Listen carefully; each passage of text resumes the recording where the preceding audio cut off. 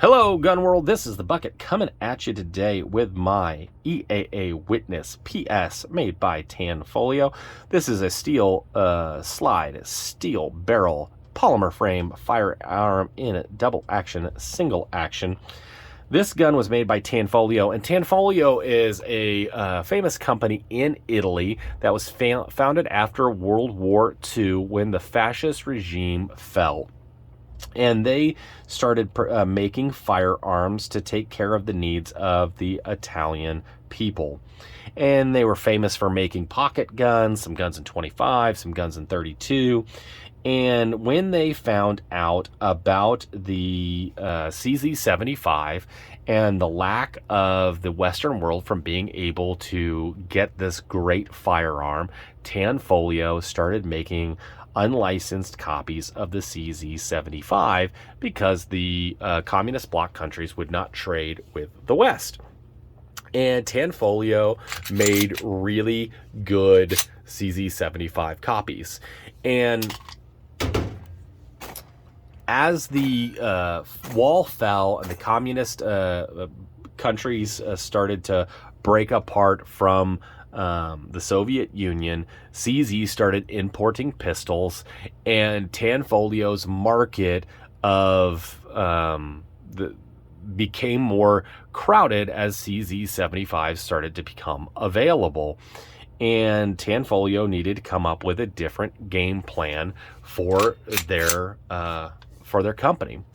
And the Witness was one of the guns that they started to come up with a new idea. So their idea was have people purchase a Witness and then have caliber change kits that they could get. So you could buy this in 9mm, buy a 22 long rifle exchange kit, a 40 Smith & Wesson exchange kit, and then you could have multiple different calibers for one gun.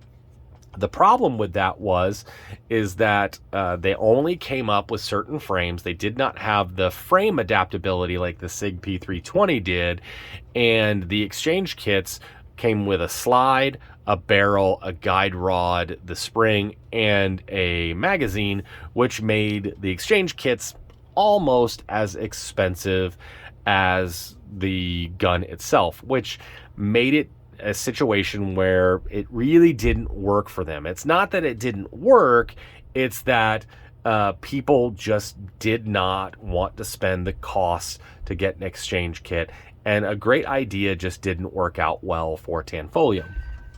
As that came out, they decided that they were really going to focus on being an inexpensive option for firearms, and that kind of worked out better for them than the exchange kit did. So actually finding an exchange kit for these is really, really hard to do. I did not have any luck because I thought maybe having a 22 exchange kit might be nice for the channel. Could not find one at a price that I could afford. So let's talk a little bit about the firearm. So it is clearly still a copy of the CZ75. The ergonomics feels just like a CZ75. This is probably a closer copy of the P01. It does have a Picatinny rail, which is very, very nice. It does come with rear slide serrations, no front slide serrations. It does have a windage adjustable rear sight. This is not night sights like the CZ75s are so common for. As far as the slide serrations here on the rear, I found them to be a little aggressive and a little painful to rack the slide. Also, the recoil spring, I think they just use the same recoil spring for all of their guns, which means for a 9mm, this slide is a little bit harder than a lot of the other ones. Not impossible, not that it's a deal breaker, but just maybe a little bit more oomph required to move it. It does come with a safety, but not a decocker. And as far as disassembly, you just like a CZ75, you line up the two dots at the rear, use your magazine to drive that out, and then from there you can just pull out your slide stop, slide release, and then the slide just comes right off. It does not have a captive recoil spring, just like a CZ75, but does have a steel guide rod or a metal guide rod. It does have the lugs at the top like a CZ75. I had no reliability issues with this, so it fed really, really well. It does have full length. It does have a full length rails. Does get knocked together with a detent here. I will tell you that the rails do not run all the way throughout the frame.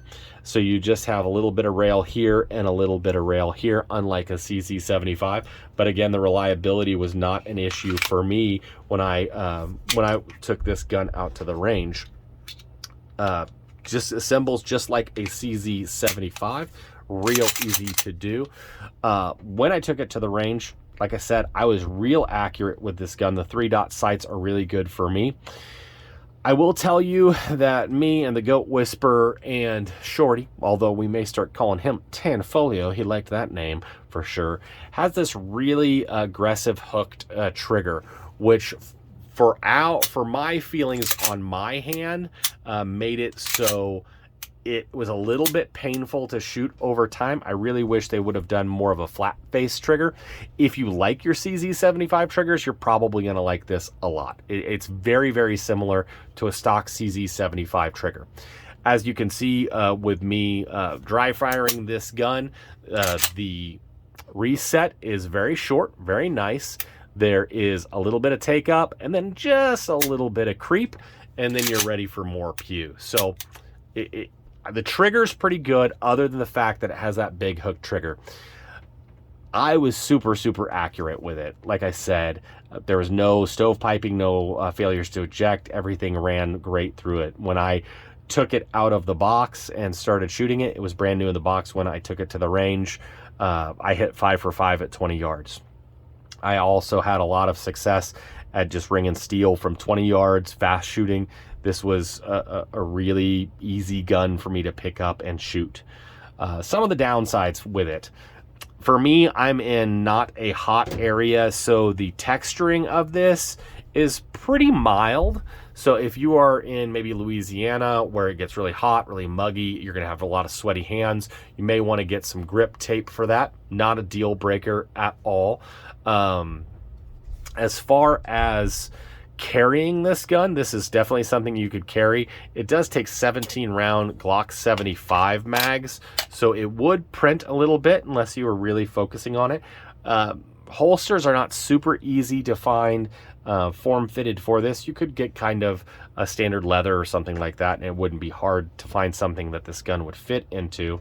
As far as carrying though, with this being a double action, single action firearm, and without it having a decocker, your options are cocked and locked, which if you like carrying cocked and locked, not a problem. But the only way to lower this hammer is to go ahead, load up your gun, put your finger in the trigger, pull the trigger, and then slowly let it down. Now it will go to a half cock position, and you can do it. And then at that point, you do have that take up, and then the double action, which is heavy, is definitely manageable. For me, in my personal feeling, I would never want to have to do that to carry a gun.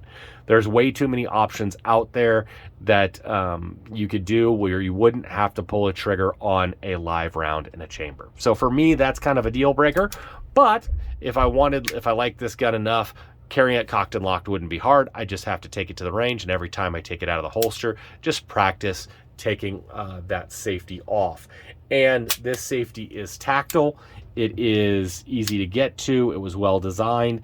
I wouldn't have a problem taking this gun and training myself with a safety. I think that would be the better option. As far as what you would get with the box, it is a very slight small box.